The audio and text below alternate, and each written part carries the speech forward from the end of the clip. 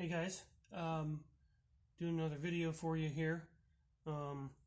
Just wanted to update you on some things that I discovered that you might find useful. I know I have, and it's very eye-opening. So what I discovered, and I've known this for a while, is that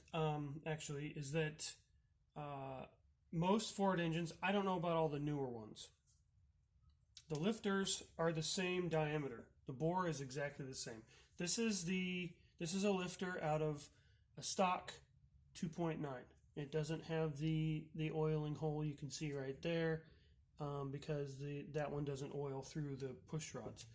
This is a lifter off of a 429 Ford out of a 68 Thunderbird. And the diameter, you can see, it's exactly the same. This drops into the 2.9 block perfectly. The only difference is the height.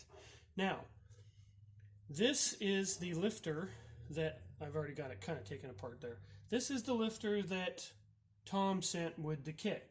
Same diameter. Look at the height difference.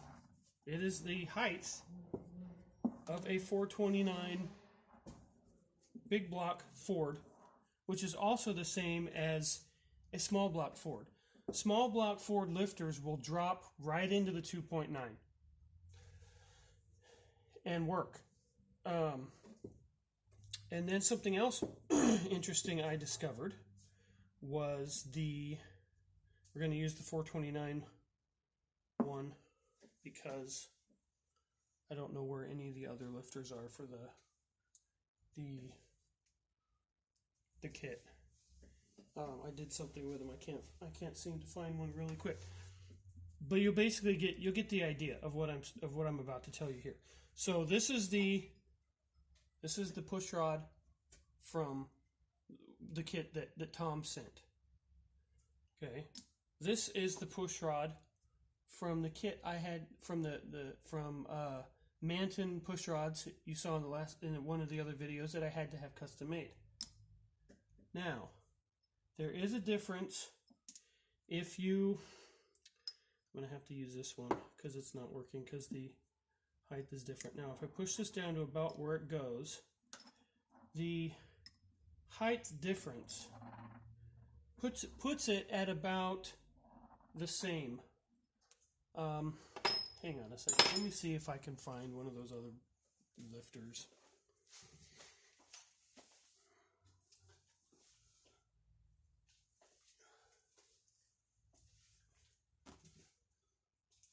The reason why this one has popped out is because I had to use the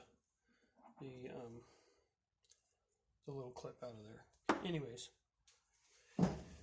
that was the difference. That was why probably Fix City Fix's kit failed, because the push rods were too long, because the lifters that Tom sent with it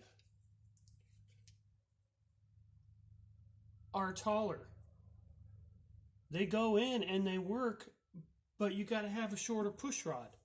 So that's why his studs broke on his, because it was forcing it too hard. And I think I had figured that out already. I just couldn't figure out why. What was the difference? It's because this is taller. I didn't notice it when I put it in the last time. When I installed the kit, I had no idea. So I went to Comp Cams and I ordered a set of their lifters, Comp Cam lifters, for a small block Ford, I believe. Maybe these were 429, 460, I don't remember. Let me get one out here. There's the Comp Cam lifter. There's the stock 2.9 lifter. Here's the rod that he sent. Here's the 2.9. There is a little bit. Oh, I had it backwards. Sorry.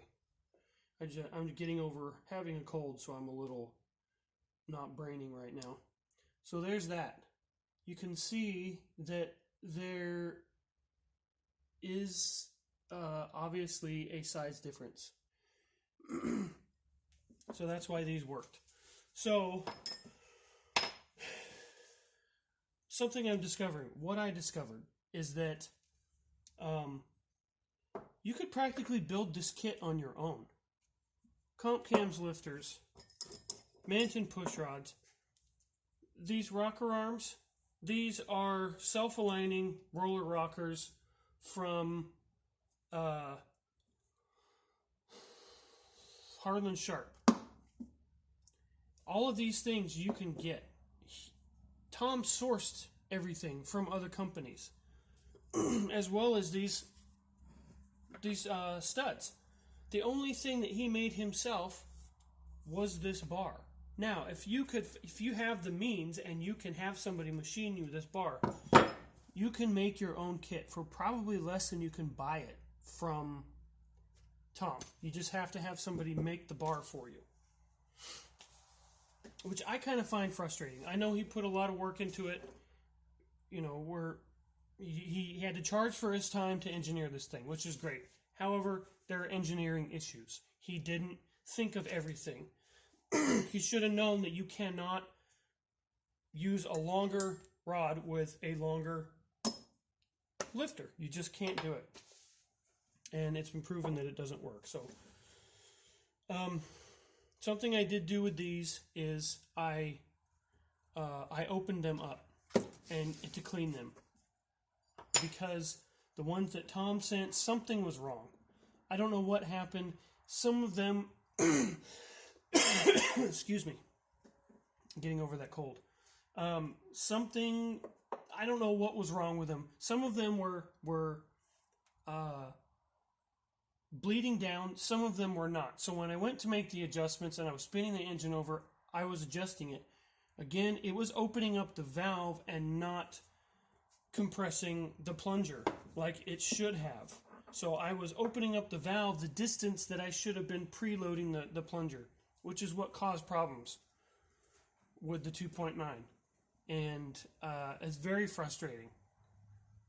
So what I've been doing with these is I have been opening them up. If you've never done that before, I know there's other videos, but I'll show you right now how to do it. It's really easy. Make sure you do this anytime you get new lifters, even if it's for a stock rebuild. Just take them apart. Make sure every piece is accounted for, and make sure that there's no debris. These are a little bit different design than the ones Tom sent, but they're going to work just fine. I have no doubts about that. So take the little clip out. Be careful you don't lose it. I've already had one of these shoot across the shop and into the void.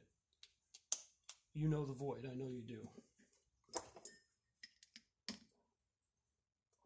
So take the little clip out.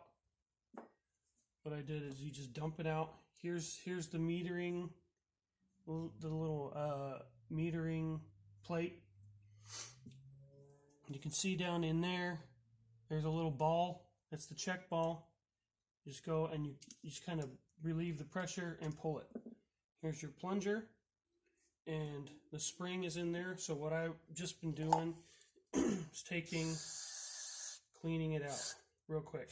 Giving these a little spray, giving that a little spray. Now this